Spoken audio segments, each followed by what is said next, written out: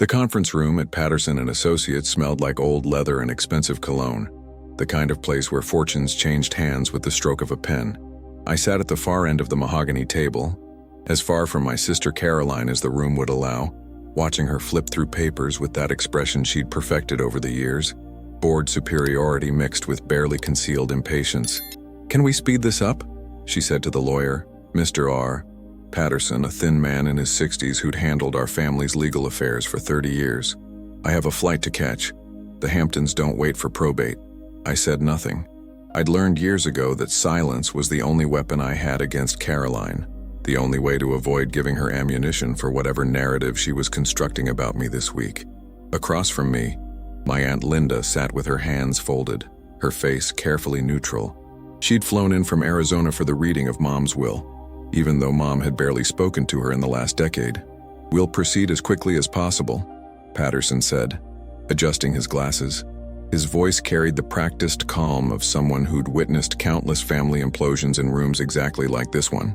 "Your mother's estate is relatively straightforward, but there are some specific bequests she wanted addressed individually."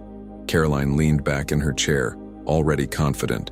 She'd spent the last 3 years managing Mom's affairs after the stroke, controlling access, making decisions, positioning herself as the devoted daughter, while I was cast as the absent son who'd moved to Seattle for work and only called on weekends.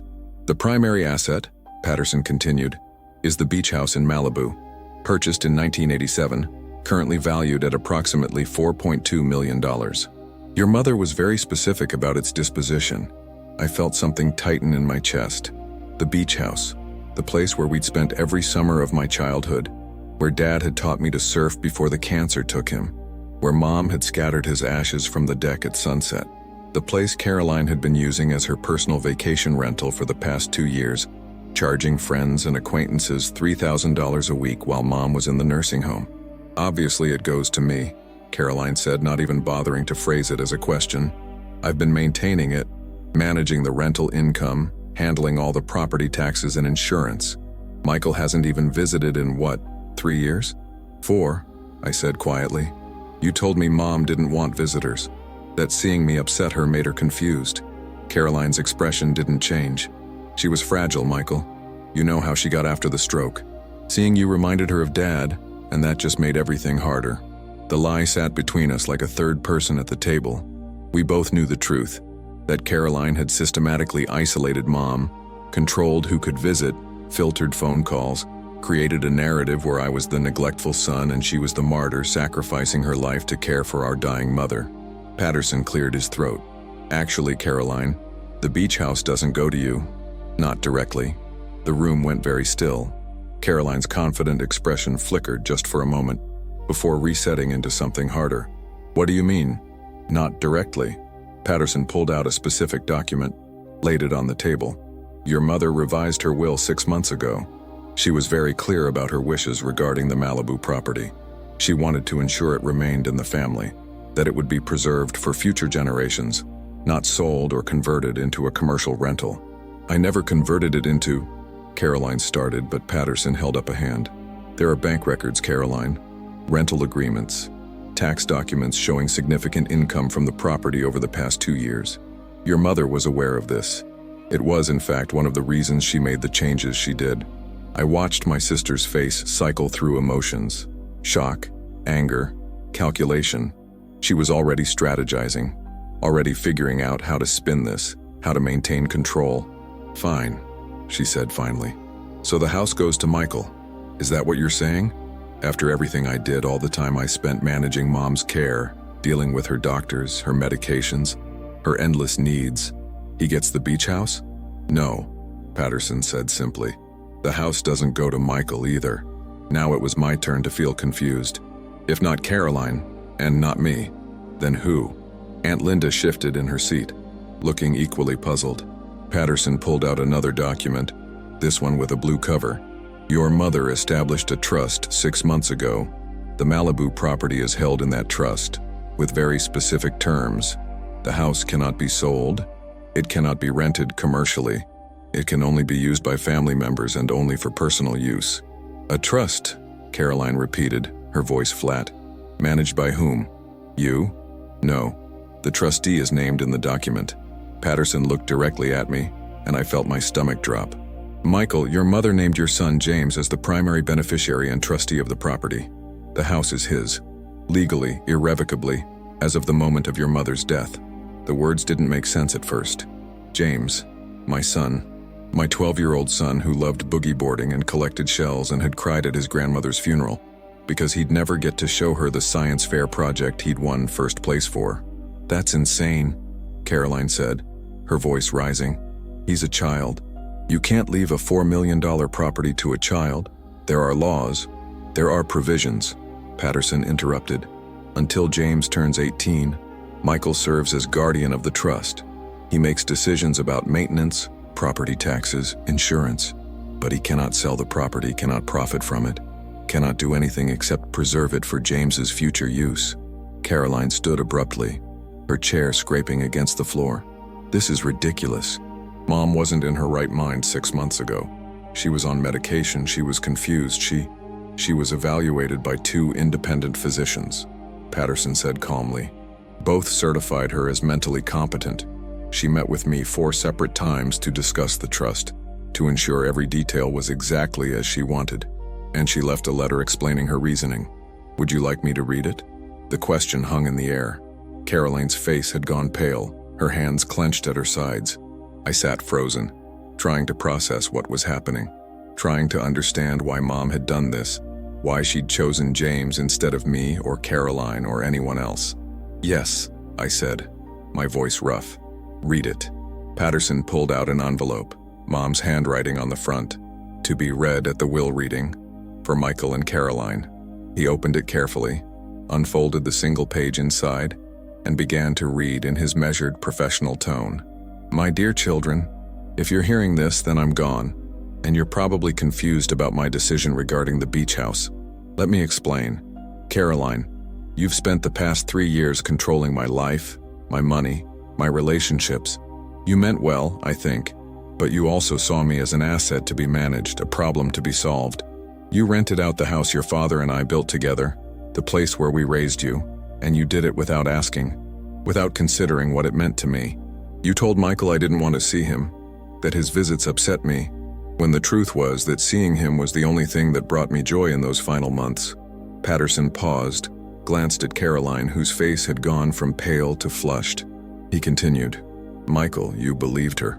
You stayed away because you thought it was what I wanted, because you've always been too kind, too willing to assume the best in people even when they don't deserve it. But you also sent James to visit me every month.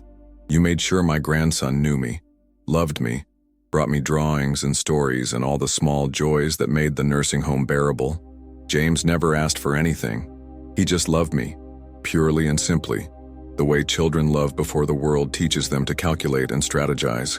My throat tightened. I remembered those visits, how I'd drive James down from Seattle once a month, wait in the lobby while he spent hours with Mom, how he'd come out exhausted but happy, carrying whatever small gift she'd given him, a book, a photograph, a piece of costume jewelry she'd worn in the 70s. So I'm giving the house to James, Patterson read, not to punish either of you, but to protect what matters. James will inherit a place filled with love and memory, not profit and calculation.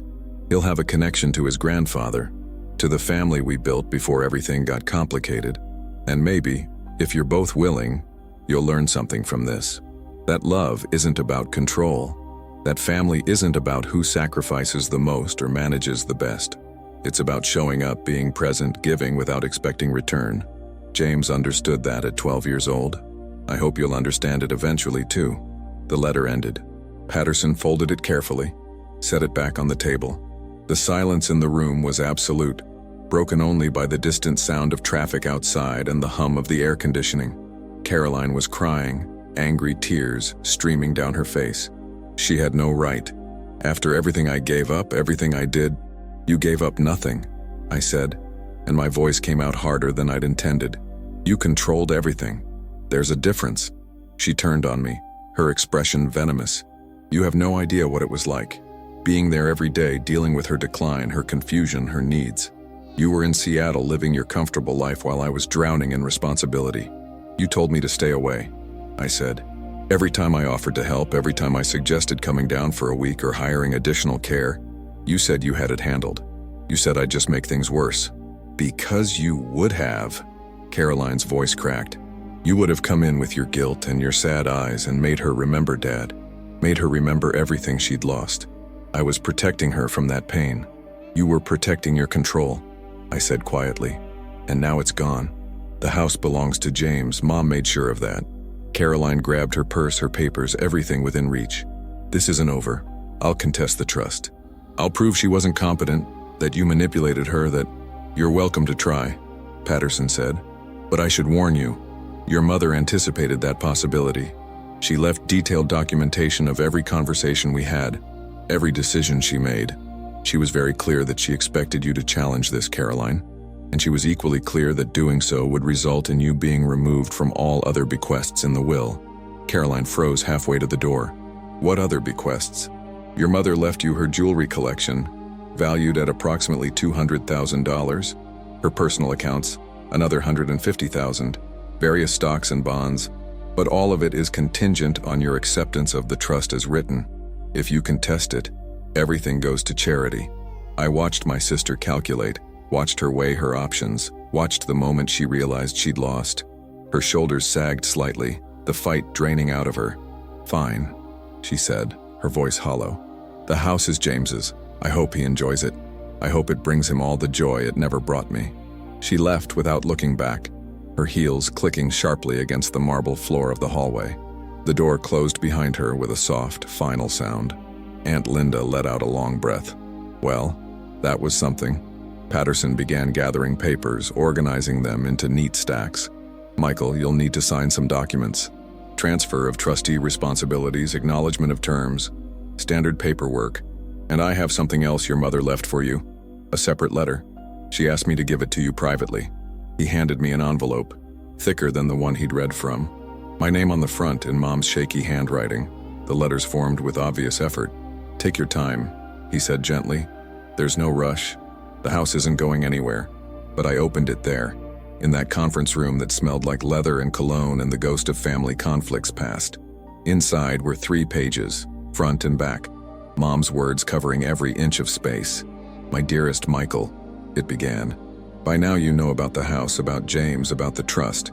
I imagine you're confused, maybe hurt that I didn't leave it to you directly. Let me explain why I did what I did, and what I need you to understand about the past 3 years. I read slowly, absorbing every word, every revelation, every truth Mom had been unable to tell me while she was alive.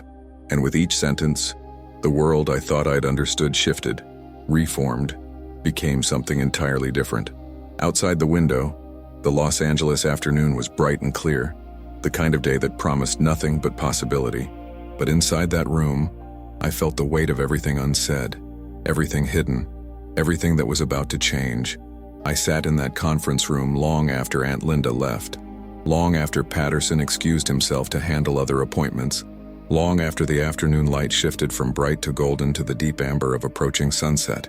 Mom's letter lay open on the table before me, her words swimming in and out of focus as I read them again and again, trying to absorb truths I'd been blind to for 3 years. Michael, I need you to understand that Caroline didn't start out cruel. She started out scared.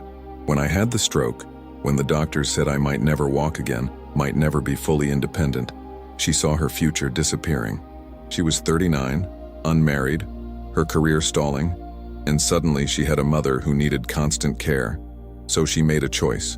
She would become indispensable.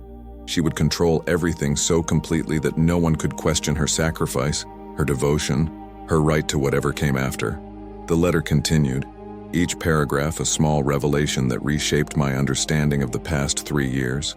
Mom described how Caroline had gradually isolated her, how visits from friends became too tiring, how phone calls were too confusing, how even Aunt Linda's attempts to help were rebuffed with polite but firm explanations about Mom's fragile state. But James, Mom wrote, and I could hear the warmth in her words even through the page. James she couldn't control. You'd drop him off and he'd come bounding in with his backpack full of drawings and rocks and whatever treasures he'd found that week. He never asked if I was tired. He just assumed I wanted to see him, wanted to hear about his day, wanted to be part of his life. And he was right. I remembered those visits differently now. How Caroline would always be there when I dropped James off, hovering, making pointed comments about not staying too long, about Mom needing her rest. How she'd text me halfway through the visit, "Your son is exhausting her, please come get him soon." How I'd arrive to find James and Mom laughing over something, completely absorbed in each other, and Caroline standing in the doorway with that tight smile that said she was tolerating an imposition. 6 months ago, the letter continued, I had a moment of clarity. The medication had been adjusted. My mind felt sharper than it had in months, and I realized I was dying. Not immediately, but soon. The doctors confirmed it. Another stroke was inevitable, probably within the year, and this one would likely be fatal. So I called Patterson, had him come to the nursing home when Caroline was at one of her yoga classes, and I made my decision. Mom described the process of creating the trust, of choosing James as beneficiary, of documenting everything to ensure Caroline couldn't contest it successfully. But more than the legal mechanics, she described her reasoning, not just what she was doing, but why. I'm giving the house to James because he's the only one who loved it for what it was, not what it represented. Caroline saw it as an asset, something to be monetized and managed. You saw it as a memorial to your father, something sacred and untouchable. But James just saw it as a place to play, to explore, to be happy. That's what your father and I wanted when we built it. That's what it should be again. The letter's final pages were instructions, practical details about the trust, about maintenance schedules, about the safe deposit box where Mom had kept family photographs and Dad's personal effects. But the last paragraph was different, more personal, more raw. Michael, I know you'll blame yourself. You'll think you should have fought harder to visit, should have questioned Caroline's explanations, should have seen through the lies. But I don't blame you. You trusted your sister because that's who you are. Someone who believes in family, who assumes the best, who tries to keep peace even when peace costs you dearly. Don't lose that. Don't let this make you bitter or suspicious. Just learn from it. Learn that sometimes love means questioning, means pushing back, means refusing to accept easy answers when something feels wrong. And teach James that. Teach him to be kind but not naive, generous but not foolish, loving but not blind. That's the real inheritance I'm leaving him, not just a house, but a lesson about what family should be. I folded the letter carefully, slipped it back into the envelope. Through the window, the city lights were beginning to flicker on, thousands of small illuminations pushing back against the gathering darkness. My phone buzzed. A text from my wife, Sarah, asking how the reading had gone, if I was okay, when I'd be home. I didn't know how to answer. How to explain that my mother had given my son a $4 million house, that my sister had been lying for 3 years, that everything I'd believed about the past had been carefully constructed fiction designed to keep me at a distance while Caroline positioned herself as the devoted daughter. Another text came through, this one from James. Mom says Grandma left me something. Is it her shell collection? I hope it's her shell collection. The innocence of it broke something in my chest. James had no idea. No concept of property values or family conflicts or the weight of inheritance. He just hoped his grandmother had left him the shells they'd collected together during those monthly visits, the ones they'd organized by size and color and scientific classification, the ones that represented hours of patient attention and genuine love. I called Sarah instead of texting back. She answered immediately, her voice concerned. Michael, what happened? Are you okay? Mom left the beach house to James, I said. The words sounded surreal spoken aloud, not to me or Caroline, to James, in a trust. Silence on the other end then. The Malibu house, the one worth $4.2 million, I finished. She set up a trust 6 months ago. James gets it when he turns 18. Until then, I'm the guardian, but I can't sell it or profit from it. I can only maintain it for him. Oh my God. Sarah's voice was barely a whisper. Michael, I don't even know what that is. Amazing, terrifying, both? Both, I agreed. And there's more. Caroline's been lying. About Mom not wanting to see me, about the visits being too difficult, about everything. Mom documented it all. Left me a letter explaining what really happened. I heard Sarah take a sharp breath. What are you going to do? It was the question I'd been avoiding since Patterson read Mom's letter aloud, since Caroline stormed out, since the full weight of the situation settled onto my shoulders. What was I going to do? Confront Caroline? Try to repair a relationship that had been built on lies? Or just walk away? Accept the inheritance?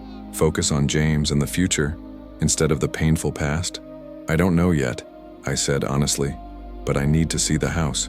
Need to go there, understand what Mom was trying to preserve, what she wanted James to have. When? Now. Tonight. Can you bring James down? Meet me there? Another pause, then Sarah's voice, steady and sure. We'll leave in 20 minutes. Text me the address. I ended the call and sat for another moment in that conference room, surrounded by the debris of the afternoon, scattered papers, empty water glasses, the lingering smell of Caroline's perfume. Then I gathered Mom's letters, the trust documents, everything Patterson had given me, and walked out into the cooling evening. The drive to Malibu took 90 minutes through Friday traffic, the 405 clogged with people heading home or heading out, everyone moving toward their own versions of weekend freedom. I drove on autopilot, my mind replaying the afternoon, Mom's words, the look on Caroline's face when she realized she'd lost. The beach house sat at the end of a private road exactly as I remembered it, weathered cedar shingles, wide deck facing the ocean, the sound of waves constant and soothing. I parked in the gravel driveway and just sat for a moment, looking at the place where I'd spent every summer of my childhood, where Dad had taught me to read the tides and identify constellations and understand that the ocean was both dangerous and beautiful, demanding respect and offering endless possibility. The key was where Mom had always kept it, under the third planter on the left side of the deck. I let myself in, flipped on lights, and stood in the living room that hadn't changed in 30 years. Same furniture, same artwork, same photographs on the mantel, Dad holding me as a baby, Carolyn and me building sandcastles, family dinners on the deck with the sunset painting everything gold. But there were new things too, recent additions I hadn't seen before. A bulletin board on the kitchen wall covered with James's drawings, elaborate ocean scenes with labeled fish and coral, diagrams of wave formation, a family tree that included Grandma Ruth at the top, with a crown drawn above her name. On the coffee table, a photo album I didn't recognize. Its cover marked James and Grandma Our Adventures. I opened it slowly, page after page of photographs I'd never seen. James and Mom on the beach collecting shells, building elaborate sand sculptures, examining tide pools. James showing Mom something on his tablet, both of them laughing. Mom in her wheelchair on the deck, James sitting beside her, both of them watching the sunset. The dates on the photos spanned 2 years. Dozens of visits I'd known about but never fully understood. Caroline had been there for some of them. I could see her in the background of a few shots, always slightly separate, always watching rather than participating. In one photo, she was on her phone while James and Mom examined something in a tide pool. In another, she was checking her watch while they built a sandcastle. Present but absent, there but not really there.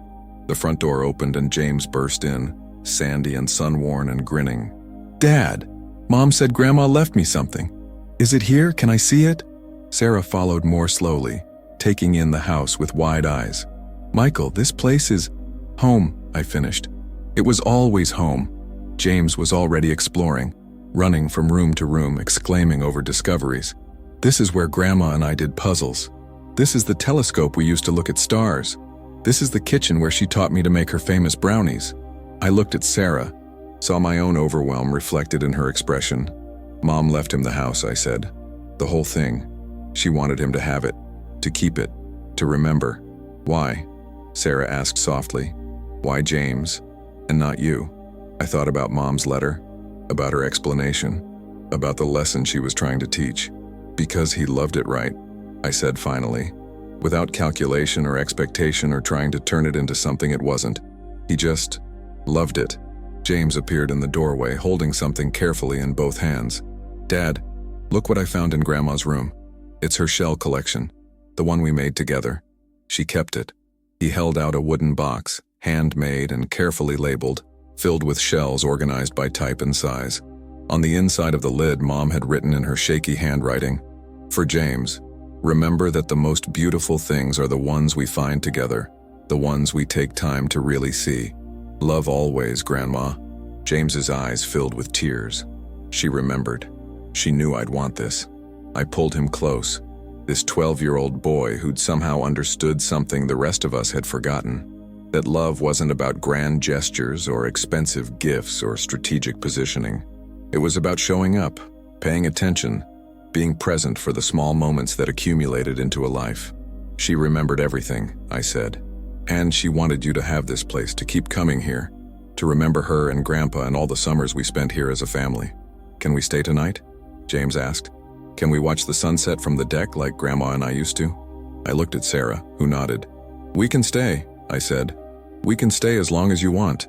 We walked out onto the deck as the sun began its descent toward the horizon, painting the sky in shades of orange and pink and deep purple. James stood at the railing, the shell box clutched to his chest, watching the light change with the same focused attention he'd given everything he and Mom had done together. My phone buzzed. A text from Caroline. I hope you're happy. I hope the house and the money and Mom's approval were worth destroying our relationship. I stared at the message for a long moment, then typed back. Mom didn't destroy our relationship. You did, when you chose control over honesty. But the door isn't closed. If you want to talk, really talk, I'm willing to listen. Not tonight, but someday, when you're ready to tell the truth. I didn't know if she'd respond, didn't know if reconciliation was even possible. But Mom's words echoed in my head. Don't let this make you bitter. Learn from it, but don't let it change who you are. The sun touched the horizon, and James turned to me with that expression of pure wonder that children have before the world teaches them to hide their feelings. Dad? Grandma used to say that every sunset is different, that if you really pay attention, you'll never see the same one twice. Do you think that's true? I put my arm around his shoulders, felt Sarah's hand slip into mine, and watched the sky transform into something impossible and beautiful and fleeting. Yeah, buddy, I think that's true. I think Grandma was right about a lot of things. The waves rolled in below us, constant and eternal. The same sound that had filled my childhood, that had witnessed my father's life and death, that would continue long after all of us were gone. But in that moment, on that deck, with my son and my wife beside me, I felt something shift. Not healing exactly, but the beginning of it. The first small step toward understanding what Mom had been trying to give us. Not just a house, but a choice. Not just an inheritance, but a lesson. The sky darkened, stars beginning to emerge, and James pointed out constellations Dad had taught me decades ago. Knowledge passed down through generations, connecting us across time and loss, and all the complicated ways families break and mend and break again. The week that followed passed in a blur of practical decisions and difficult conversations.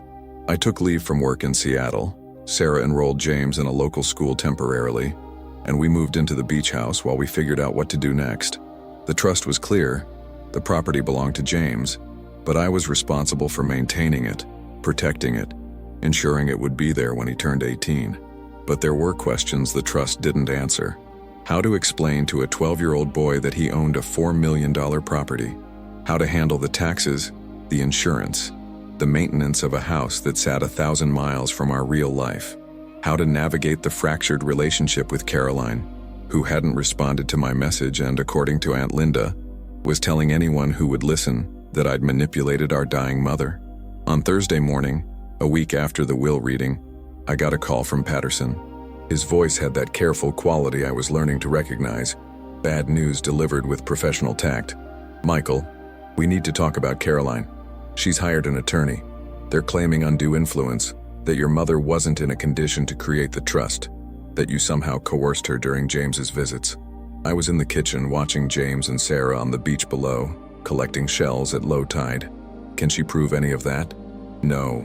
Your mother was meticulous. Medical evaluations, independent witnesses, documentation of every decision. But Caroline can make things complicated, expensive, time-consuming. She's threatening to sue not just the estate, but you personally, claiming you alienated your mother from her, that you poisoned their relationship. I closed my eyes, felt the familiar wave of exhaustion that came whenever I thought about Caroline. What do you recommend? Honestly? Wait. Let her realize she doesn't have a case. Her attorney has already seen the documentation. He knows it's a losing battle. But Caroline is angry, hurt, and angry people make bad decisions. Eventually she'll calm down, realize she's wasting money and time, and drop it. And if she doesn't, Patterson sighed, then we fight, and we win. But it costs everyone, financially, emotionally, in terms of whatever family relationship might still be salvageable. That's why I'm hoping she'll come to her senses before we reach that point. After I hung up, I stood at the kitchen window for a long time, watching my son and my wife on the beach. James was showing Sarah something. A shell, probably, or a piece of sea glass polished smooth by the waves. She leaned in, examined it with feigned attention, and he smiled with that pure delight children have when adults take their interests seriously. Mom had seen this, had understood that James's attention wasn't obligation or strategy, but genuine love. And she'd built an entire trust, an entire legal structure to protect and reward that. My phone rang again. This time it was a number I didn't recognize. Local area code. I answered cautiously. Michael? The voice was Caroline's, but different, softer, less certain. Do you have a minute to talk? I braced myself, expecting accusations or demands. I'm listening. I've been thinking about what you said, about being willing to talk when I was ready to tell the truth. A long pause. Can I come there to the beach house, not to fight, just to talk? All my defenses went up instantly. Caroline, your attorney is threatening to sue me. You're telling people I manipulated Mom. Why would I? Because you're right, she interrupted, and her voice broke. About everything. About me controlling things, about lying about the visits, about turning Mom into an asset to be managed instead of a person to be loved. You're right, and I've been wrong, and I don't know how to fix this, but I need to try.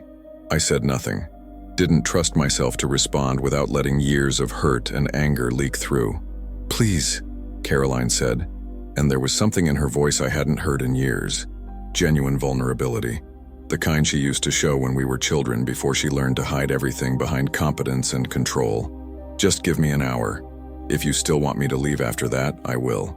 But I need to see the house. I need to understand what Mom was trying to tell me. I looked at James and Sarah on the beach, thought about Mom's letter, her words about forgiveness and family, and not letting bitterness change me. 1 hour, I said finally. But Sarah and James will be here. I'm not having this conversation alone. Okay, Caroline said quickly. That's fair. I can be there in 40 minutes? We'll be here. I hung up and stood for another long moment, trying to figure out what I was feeling.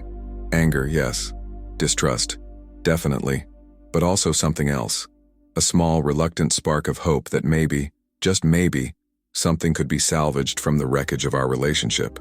Sarah and James came back from the beach flushed and sandy, James carrying a bucket full of treasures. Dad, look! I found 3 sand dollars and a perfect sea urchin. Grandma would have loved these. She would have, I agreed, pulling him into a hug despite the sand. Hey, buddy, I need to tell you something. Aunt Caroline is coming. She wants to talk about Grandma, about the house. James's face grew serious. Is she still mad? Mom told me about the will reading, about how Aunt Caroline got upset because Grandma left me the house. She was upset, I said carefully, but I think she's trying to understand why Grandma did what she did. Can you be polite to her, even if things get awkward? James nodded, that seriousness that sometimes made him seem much older than 12. Grandma always said family is complicated, that people make mistakes, but that doesn't mean you stop loving them. My throat tightened. She said that all the time, especially the last few months. She said you and Aunt Caroline needed to remember you were siblings before you were anything else, that you used to love each other before everything got complicated. Sarah shot me a look, surprise and understanding mixed. Mom had been preparing James, preparing all of us for this moment. Even while dying, she'd been trying to fix what was broken, build bridges that would outlast her. Caroline arrived exactly 40 minutes later, driving the Mercedes convertible she'd always loved, the one Mom used to say was too impractical for someone living in Los Angeles. She got out of the car slowly, hesitant, and for the first time in years, I really looked at her, not through the lens of anger or resentment, but just saw her. She looked exhausted, older than her 41 years, with lines around her eyes and mouth I didn't remember seeing before. Her hair, always perfectly styled, was pulled back in a simple ponytail. She wore jeans and a t-shirt, not the kind of expensive designer clothes she normally favored. "Hi," she said when she reached the deck, her voice uncertain. "Thank you for letting me come." James appeared in the doorway before I could respond. "Hi, Aunt Caroline. Want to see my shell collection?" Grandma and I were organizing them by taxonomic family before she went away. Caroline looked at him, and something in her face crumbled. "I'd love to see it," she said, her voice rough. "If you don't mind showing me." I watched my son lead my sister inside, listening to him explain the difference between bivalves and gastropods, with the enthusiasm he reserved for subjects that really mattered. Sarah stood beside me, her hand finding mine. "Do you think she's sincere?" she whispered. "I don't know," I admitted, "but Mom wanted me to try, so I'll try." We followed them inside, where James had spread his collection across the coffee table, each shell carefully labeled with its scientific name and where it had been found. Caroline knelt beside him, listening intently as he explained the organizational system he and Mom had developed. "She taught me all of this," James was saying. "Said her grandmother, your grandmother, used to collect shells too, that it was a family tradition. She wanted to make sure I knew the proper names, the right way to care for them." Caroline picked up a shell, a perfect spiral striped with pink and white. "I remember this one," she said softly. "Mom and I found this when I was about your age. She said it was special, that we should keep it forever." She looked at James. "She gave it to you?" James nodded. "Said it was time to pass it on, that the best things are the ones we share." Tears streamed down Caroline's face. She didn't try to hide them or wipe them away, just let them fall as she held the shell she'd found with our mother 3 decades ago. "Can I show you something?" she asked James. "Something your grandmother gave me when I was little?" James nodded, and Caroline opened her purse, pulled out a small velvet box. Inside was a necklace, a single shell drilled through and hung on a silver chain. "Mom gave me this on my 12th birthday, Caroline said. Said it was to remind me that the most beautiful things come from the ocean, that they're shaped by pressure and time and forces we can't control, but they emerge as something unique and perfect." She looked at me for the first time since entering. I forgot that. Forgot a lot of things. Sarah touched my arm gently. "James, why don't you show me that sand dollar we found? I think it's in the bucket outside." James hesitated, looking between us, then nodded. "Okay, but Aunt Caroline, you have to stay for dinner. I'm making Grandma's famous brownies." "I'd love that," Caroline said, and her voice broke again. When we were alone, the silence stretched between us, not hostile, but heavy with everything unsaid, all the years of misunderstandings and hurt. "I fired my attorney," Caroline said finally, "this morning. Told him to withdraw the contest, to leave the trust alone." "Why?" She looked around the room, at the photos on the mantel, at James's drawings on the kitchen wall, at the view of the ocean through the windows. "Because I spent the past week angry, trying to figure out how to fight this, how to prove I was right. And then last night I found something." She pulled an envelope from her purse, handed it to me. My name on the front, in Mom's handwriting. "It was at her place," Caroline explained. "The nursing home, in her personal effects. The staff gave me a box of her belongings, and this was at the bottom, marked to be delivered to you if something happened to me before I could." I opened the envelope with trembling hands. Inside was a single sheet of paper, Mom's words covering both sides. "My dearest Caroline," it began.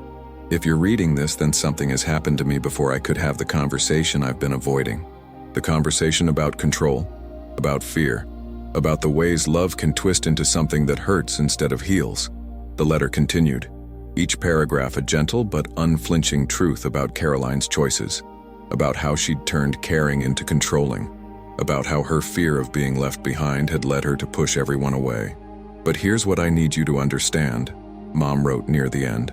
"I love you. I've always loved you. Will always love you. Nothing you did changed that. I gave the house to James not to punish you, but to free you. You spent 3 years of your life managing my death. Now I need you to live your life. Find something that matters to you. Not to me, not to the family, but to you. And when you're ready, when you've figured out who you are beyond being my caretaker, I hope you and Michael can find your way back to each other. You used to be best friends. You can be again, if you both choose forgiveness over anger." I folded the letter carefully, handed it back to Caroline. She was crying openly now, years of careful control finally breaking down. "I ruined everything," she whispered. "With you, with Mom, with everything. I spent so much time trying to prove I was indispensable that I became unbearable. I thought about Mom's letter to me, about her words about forgiveness, about not letting bitterness change me. You made mistakes," I said, "big ones. But Mom was right. You're not your mistakes. And if you really want to fix things, if you really want to try—" "I do," Caroline said quickly. "I don't know how, I don't know if you can forgive me, but I want to try." I looked at my sister, this woman I'd loved and admired as a child, who'd become a stranger over the years, who was now sitting in our childhood living room asking for a chance to start over. "It's going to take time," I said finally.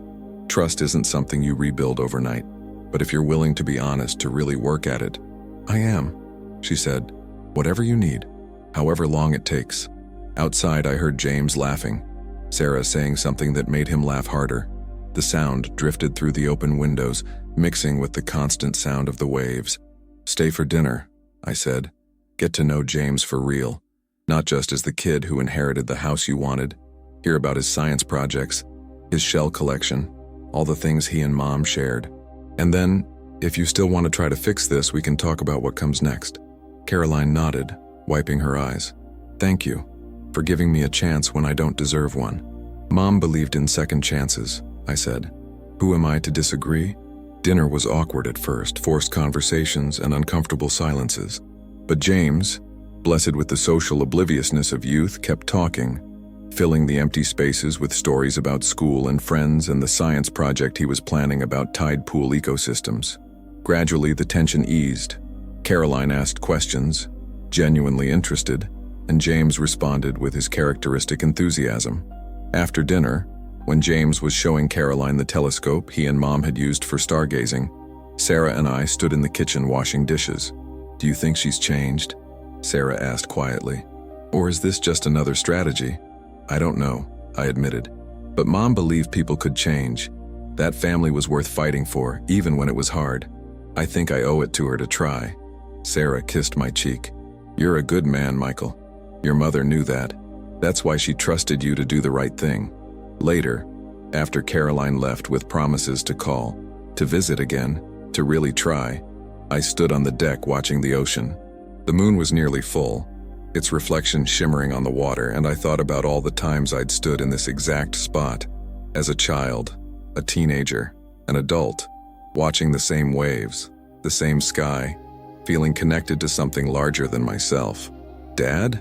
James appeared beside me, wrapped in a blanket. "Are you okay?" "I am," I said, and realized it was true. Just thinking about Grandma, about how she knew exactly what she was doing when she left you this house. "Because I loved her?" James asked. "Because you loved her the right way," I corrected, without trying to turn her into something she wasn't, without expecting anything in return. Just love. James snuggled against me, and we stood there together as the waves rolled in and the moon rose and the world continued its eternal rotation. Somewhere inside, Sarah was tidying up, making this strange house into a temporary home. Somewhere in Los Angeles, Caroline was driving home, maybe thinking about her own choices, her own chances at redemption. And somewhere beyond all of it, I wanted to believe, Mom was watching, satisfied that her final plan had worked. Not perfectly, not without pain, but well enough. She'd given us a house, yes, but more importantly, she'd given us a chance to remember what family should be, a chance to fix what was broken, a chance to build something new on the foundations of what we'd lost. "Grandma would have liked tonight," James said sleepily. "Aunt Caroline staying for dinner, all of us together. She always wanted us to be a real family." "We are a real family," I said. "Just a complicated one, but all families are." James yawned, his eyes closing. "I think I'll keep the house forever, when I grow up. Never sell it or rent it or turn it into something else. I'll keep it exactly like Grandma wanted." "That's a long time," I said gently. "You might change your mind." "I won't," he said with the absolute certainty of youth. "This is Grandma's house. It's where she and Grandpa were happy. It's where you grew up. It's where she and I collected shells and watched stars and just were together. Why would I want to change that?" I had no answer for that, so I just held my son as he fell asleep against me. The sound of the waves lulling us both, the moon painting everything silver, and the house, Mom's house, James's house, our house, standing steady around us like it always had, like it always would, silent witness to all the ways family can break and heal and become something new.